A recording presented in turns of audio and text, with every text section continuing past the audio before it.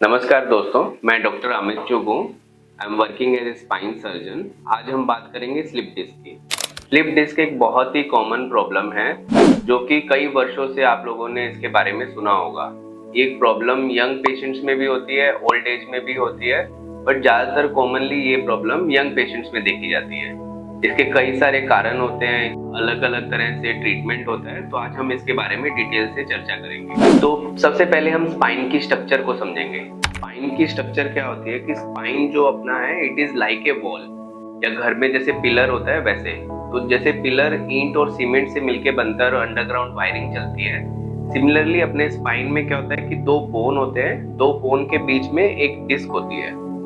ये डिस्क जो होती है वो स्पाइन को शॉक एब्जॉर्बर, फ्लेक्सिबिलिटी, मूवमेंट ये सब प्रोवाइड करती है। और अंडरग्राउंड इसमें वायर्स चलती हैं, जो वायर्स राइट साइड और लेफ्ट साइड में बॉडी को सप्लाई करते हैं। तो लोअर लंबर बैक की जो वायर्स होती हैं वो लेग को सप्लाई करती हैं, और नेक की जो वायर्स होती हैं वो अपर लिम्ब यानी कि हाथों को सप्लाई करती हैं। तो हम देखते हैं कि ये जो स्पाइन का जो स्ट्रक्चर है, इस स्ट्रक्चर में किस वजह से स्लिप डिस्क हो जाती है। सबसे पहले हम देखते हैं स्लिप डिस्क क्या होती है। स्लिप डिस्क क्या होता है कि अगर स्पाइन में ये जो डिस्क है ये स्लिप करके पीछे नर्व्स को प्रेस कर देता है तो इसको स्लिप डिस्क बोलते हैं।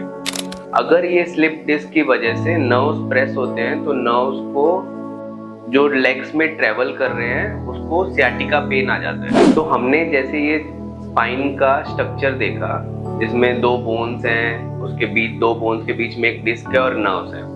तो कभी कभी क्या होता है कि because of the weakness of the muscles spine पे लोड ज्यादा आ जाता है, या because of the wear and tier, जो हम एक्टिविटीज करते हैं उसकी वजह से डिस्क की जो आउटर शीट होती है वो वीक हो जाती है। तीसरा जो मोस्ट कॉमन रीजन है दैट इज स्मोकिंग, और चौथा जो कारण है वो है ओवरवेट। इन वजहों से स्पाइन पे लोड आता है, वो लोड जो है that distributes to the nerves, वो नर्व्स पे लोड डिस्ट्रीब्यूट होता है। तो जैसे हमने स्पाइन का स्ट्रक्चर देखा है कि स्पाइन के स्ट्रक्चर्स में क्या है कि दो बोन है, दो बोन के बीच में डिस्क है और अंडरग्राउंड वायर्स ट्रेवल करते हैं जो नर्व्स हैं और जो लेग्स को सप्लाई करते हैं। तो अगर किसी वजह से हमारी मसल्स वीक हैं और स्पाइन पे लोड आ रहा है, और स्पाइन पे लोड जो है वो डिस्क पे ट्रांसमिट हो जाता है।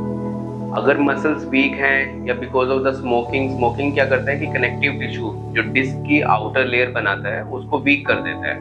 उसकी वजह से क्या होता है कि डिस्क में पंचर होने के चांसेस ज्यादा हो जाते हैं। तो ये डिस्क जो है रप्चर हो जाती है या पंचर हो जाती है, जिसकी वजह से ये डिस्क पीछे स्लिप आ जाती है। इसको स्लिप डिस्क बोलते हैं। इसके अलावा जो कारण होते हैं वो होते हैं ओवरवेट है, उसके अलावा है कि मसल वीकनेस है, विटामिन डेफिशिएंसी है, या फिर रॉन्ग पोस्चर है। ये सब कारण होते हैं जिसकी वजह से स्पाइन पे day to day wear and tear चलता रहता है। ये वियर एंड टियर की वजह से क्या होता है कि किसी एक दिन जो डिस्क है वो रप्चर होके और पीछे नर्व्स को प्रेस कर देती है। अगर डिस्क जो है वो नर्व्स को प्रेस करती है, वो राइट साइड की नर्व को प्रेस कर रही है, तो pain will travel to the right side of the leg. तो वो राइट साइड के लेग में पेन ट्रेवल करेगा। अगर वो डिस्क जो है वो लेफ्ट साइड को नर्व प्रेस करती है तो लेफ्ट साइड के नर्व्स को प्रेस करने की वजह से लेफ्ट साइड के लेग में पेन ट्रेवल करेगा। जैसे हमने इसकी पैथोलॉजी को समझा है कि क्यों स्लिप डिस्क जाके नर्व्स को प्रेस करती है और उसकी वजह से प्रॉब्लम क्या क्या आती है, तो इस वजह से सबसे कॉमन जो प्रॉब्लम है, जैसे ही नर्व प्रेस हो जाती है because of the slip disc, ये नर्व्स पे जो प्रेशर आता है उसकी वजह से लेग्स में पेन आने लग जाता है। वो पेन एक साइड लेग में भी हो सकता है, दोनों साइड लेग में भी हो सकता है, और किसी एक साइड में ज्यादा किसी एक साइड में कम, ऐसा भी हो सकता है। उसके अलग अलग कारण होते हैं कि कौन सी साइड में नर्व है, कितना कंप्रेशन है, स्टेनोसिस कितना है, कैनाल डायमीटर कितना है, और इन्फ्लेमेशन कितना है। तो फर्स्ट सिम्टम्स जो नर्व प्रेशर का होता है दैट इज पेन।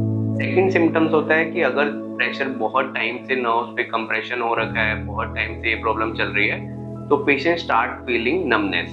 तो पेशेंट बोलते हैं कि उनको टिंगलिंग, नमनेस, सूनापन, झंझनाहट, ये प्रॉब्लम आने लगी है लेग में, particular to the region where that nerve is supplying. जहाँ पे वो नर्व सप्लाई करती है उसी पर्टिकुलर एरिया में उनको टिंगलिंग, नमनेस, सूनापन, झंझनाहट आने लग जाता है। धीरे धीरे अगर वो प्रॉब्लम बढ़ती जाती है तो उस कंडीशन में पेशेंट को पैर में वीकनेस फील होने लग जाती है।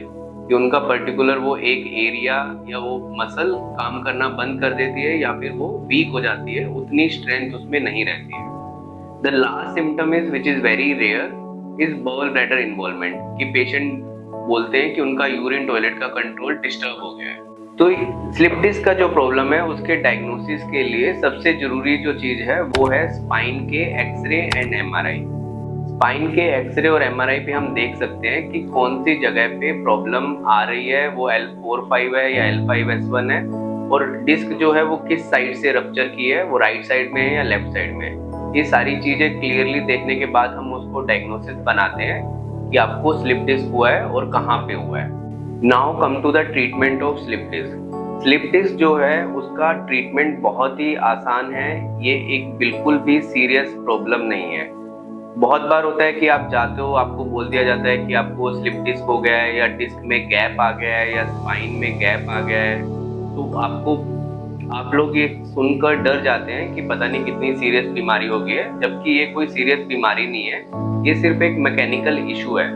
इसमें क्या होता है कि आपकी जो नर्व्स है उस पर एक मैकेनिकल प्रेशर आ गया है, जिसमें 99% चांस होता है कि with basic medicine, exercise, physiotherapy से ये प्रेशर जो है धीरे धीरे कम हो जाता है।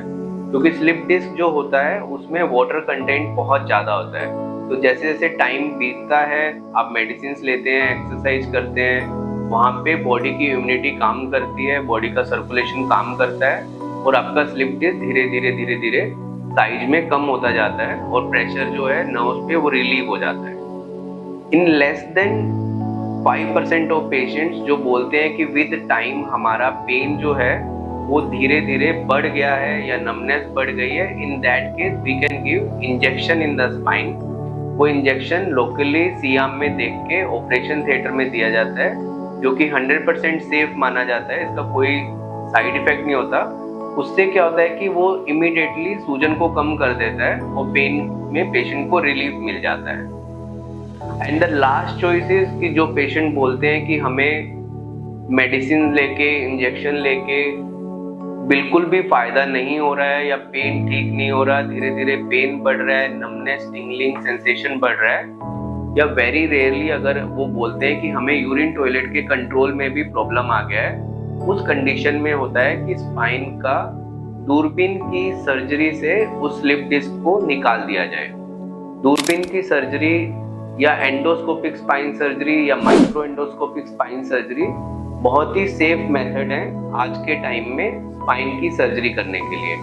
आपको स्पाइन रिलेटेड या ऑर्थोपेडिक रिलेटेड या फिर स्लिप डिस्क के रिगार्डिंग कोई भी क्वेरी है तो आप हमें कमेंट सेक्शन में कर सकते हैं या फिर हमारे नीचे दिए गए नंबर में व्हाट्सएप कर सकते हैं।